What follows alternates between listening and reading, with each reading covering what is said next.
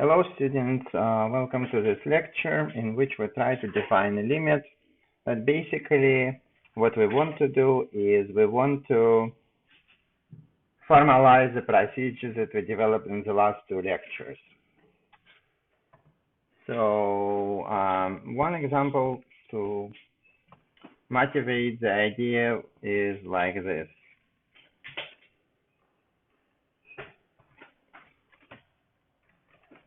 So the assignment wants us to study the behavior of a function f of x equals x squared minus 3x divided by x minus 3 near x equals to 3. So again, we would like to know what's going on with the function, not the value of the function, but what kind of behavior it has near x equals 3. So the question is, what is wrong with x equals 3 itself? If we try to plug in x equals 3, we're going to get 0 in denominator, so we would be dividing by 0, which is not really good. So our domain of the function, domain of f of x, is everything except positive 3.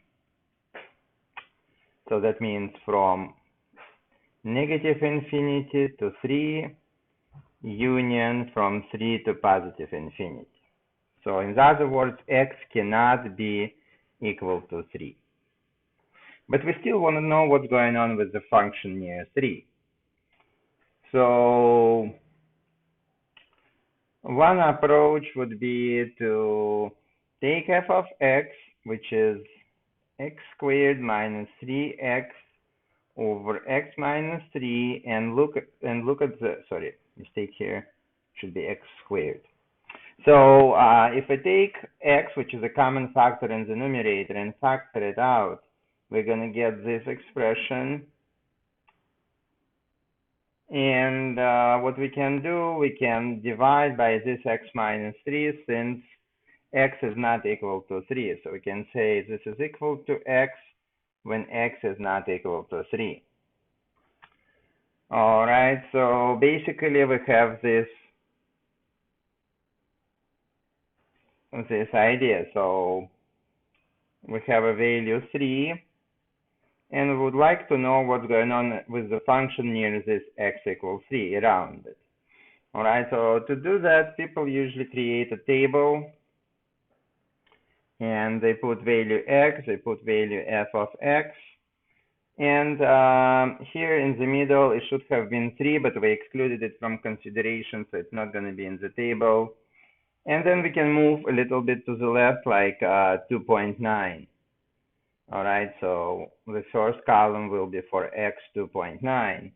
And we know that our f of x is equal to x if x is not equal to 3. So we're going to get 2.9 over here. So we can move a little bit closer to 3 and move this point a little bit to the right, so like 2.99. Then here we're also going to get 2.99. And then we can move a little bit closer, like 2.999, which is very, very, very close to 3, just 1/1000th away from it. And so our value will be also 2.999. But then we can do the same from the right side. So we can step away to the right, and this value will be over here, 3.1. So 3.1 goes here. And then we can move it a little bit closer, like 3.01. And so our value for y will be 3.01. And then we can move a little bit closer, like 1/1000th away from the value. So we constructed the tables. Now we trace these values over here, and we trace these values over here, and we try to guess what should be the value if we would approach 3. So our value approaches from the left, it's very, very, very close to 3, and from the right, it's very, very, very, very close to 3. So what kind of picture do we get for this case then? We get some kind of this picture. And we can clearly see that if we move along over here, I'll use a different color to show it. If we move along toward 3 over here, we're walking along this curve towards value 3. And if we move away from the right side, this way, then we move along the curve from the top like this also toward 3. So, conclusion. What is the conclusion? We could be convinced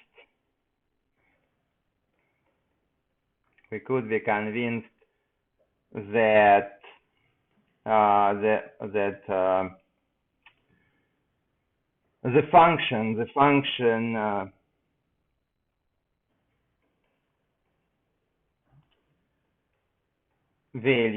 the function values are getting closer and closer to y equals 3. You can see it here and here, right? Getting closer and closer to y equals 3 as x values get closer and closer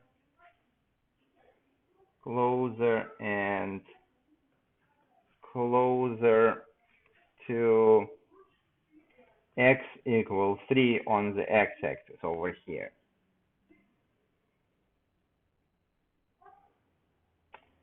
Right? So, there are two main definitions for this procedure and idea. First, we're going to start with informal definition, which is relatively easy to understand, but then to get a little bit deeper into the math, we'll study the formal definition. We're not going to do with it much, but again, just for the interest and for mathematical purposes, we will study it. So, first one is informal definition.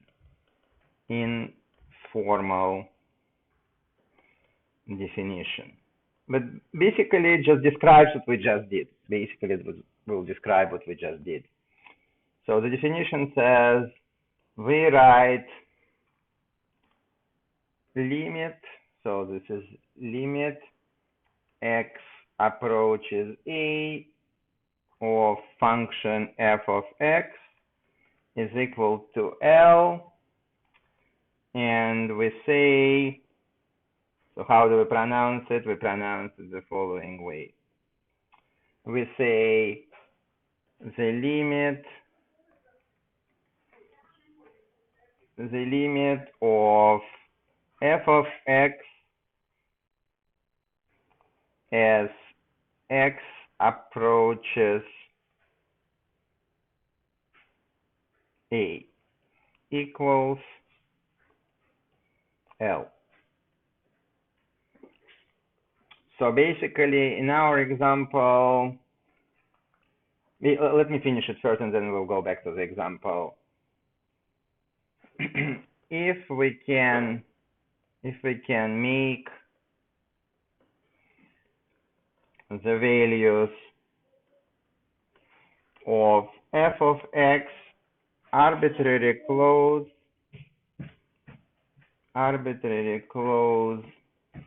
to L. What does arbitrary mean? As close as we like.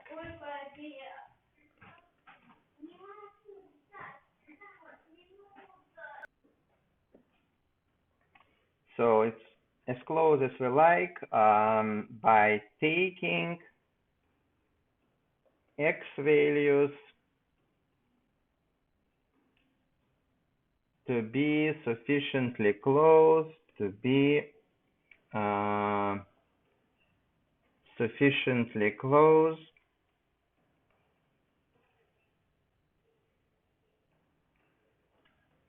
close to A on either, and it's a very important word, side of A, but not equal to A. Again, not equal to A is also important. As you remember, we could have taken A to be equal to 3 in this case. All right, so this is the procedure, and alternative definition, alternative way to write it, alternative way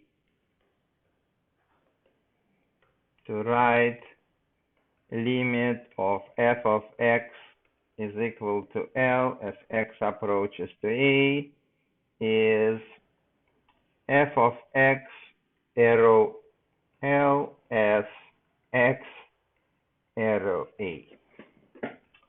All right, some people prefer this way. Sometimes it's convenient to write. Okay, so we can take x equals to A in the definition. X approaches A, but not equal to A. That's why we're doing the behavior near A, but not at A itself.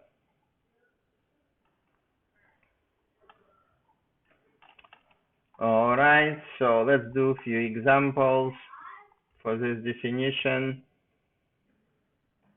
Okay, so the first example we're gonna do,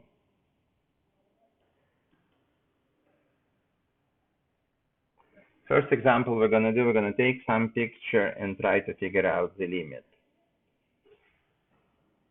Okay, so suppose we have a nice curve like this, and we have a value 1 over here and value 3 over here. So what would be the limit of f of x as x approaches 1? So what you're gonna do, you're gonna trace the values near 1 moving along the curve. So if you move along the curve towards 1 from the left, you see that the values are getting pretty close to 3. And if you move along the curve from the right, you see that the values are getting pretty close to 3. So conclusion that we make, this limit is equal to 3. And we're moving to the next example. In this example, let's look at this situation. So we have a function like this.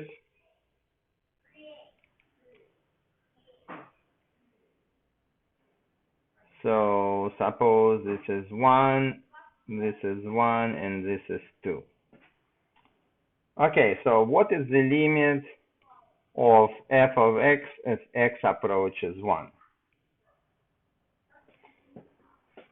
So let's try to trace our function. So if we're moving towards 1 on the left side, we're moving along this curve towards value 2. But if we move to 1 from the right side, we're moving towards value 1. So that means we do not approach any particular value over here. We do not really approach any particular value over here. So that means this limit does not exist, because we should be going to the same number, but we're going to two different numbers depending on the side of 1. If on the left side, we're moving towards 2, and if on the right side, we're moving towards 1. So that's really important. And again, we're moving along the curve itself. We're moving along the curve to figure out the value of the limit. Okay, another question to ask, just for the interest of the future, what is f of 1? As you can see, the filled-in circle is over here, so that means the value of 1 is equal to 2. And just do the same for the previous exercise. What is f of 1? F of 1 will definitely equal to 3. All right, so next example. Next example is, suppose we have something like this, and this is value 2, and this is value 1.5, and also we have a filled-in circle over here at 4. All right. So this is 4, and this is 1.5. All right. So question is, what is the limit of f of x as x approaches 2? So let's try to trace our values. If I approach 2 from left, that means we're moving along this curve like this, so we're getting closer and closer to 1.5. But if we're approaching 2 from right, we're moving along the curve, and so we're approaching 1.5. So it's not 4 like a lot of people want to think. It's actually 1.5 because we can't really use value 2. We're very, very close to 2, but we can't really take 2 itself into consideration. So this means close to 2, but not equal to 2. All right, and my question that I usually ask, what is f of 2? As you can see, f of 2 is actually 4, right? F of 2 is actually 4. Okay. So let's do a big example before we end this lecture. So our big example is going to be something like this. So big visual example. So we have a function that goes like this, and it has an empty circle at the end. Then the function that goes like this, we have an empty circle, maybe in a different height here. And we have an empty circle, and we have an empty circle, something like this. All right, and it keeps going like that. So let's think of this 3, this is 1, this is 5, this is 6, and this would be 9. Okay, this one will be 2, this one will be -3. This one will be -3. Okay, so couple of questions for different points. So we take x equals 3 first to consider. And what would be the limit of f of x as x approaches 3? So this is a relatively easy question. If I approach 3 from left, we move along this curve towards 1. If I approach 3 from right, we move along this curve towards 1. So the conclusion, the answer is 1. Okay, and my usual question, what is f of 3? And f of 3, as you can see from the picture, is equal to 1. So the next point we're going to discuss is this point over here. Let's say this is 5. So what happens if x is equal to 5? So first we're going to do the limit of f of x as x approaches 5. So let's try to see. If I approach 5 from the left, we're moving along this curve up. And so we're getting closer and closer to 5. But if I approach 5 from the right, we have to move along this curve and we will be approaching 9. So conclusion, this limit does not exist. Does not exist. And my usual question, what is f of 5, right? What is f of 5? We always answer this question. You will see why in the future. That will be important later. So this is an empty circle over here, so we can't really take it for the answer, but this number over here is 9, has value 9, so we'll say f of 5 is equal to 9. All right, so next one is, let's say, I don't know, 7. Okay, so if we think about 7, what is the limit of f of x as x approaches 7? So if I approach 7 from the left, if we move to 7 from the left on the x-axis, our function is going like this, down towards 6. If we're moving towards 7 on the right, our function goes like this, also towards 6. And even though it's an empty circle, the limit is still equal to 6, because that's the behavior of our function when x is close to 7. But then if we ask what is f of 7, there is no actual value, right? It's an empty circle, so the value at 7 does not exist. All right, and the last point, let's say 10. So what's going on with 10? So first we need to find the limit when x approaches 10 of f of x. And if we approach 10 from the left, we have to move along this curve over here. So we're sliding down towards 2. But if we move to 10 from the right, we're moving like this, and we're moving towards -3. So conclusion, this limit does not exist, right? This limit does not exist. And my last question for this picture, what is f of 10? And we can clearly see that we don't really have any field in circle, the function is not defined, so it also does not exist. Okay, so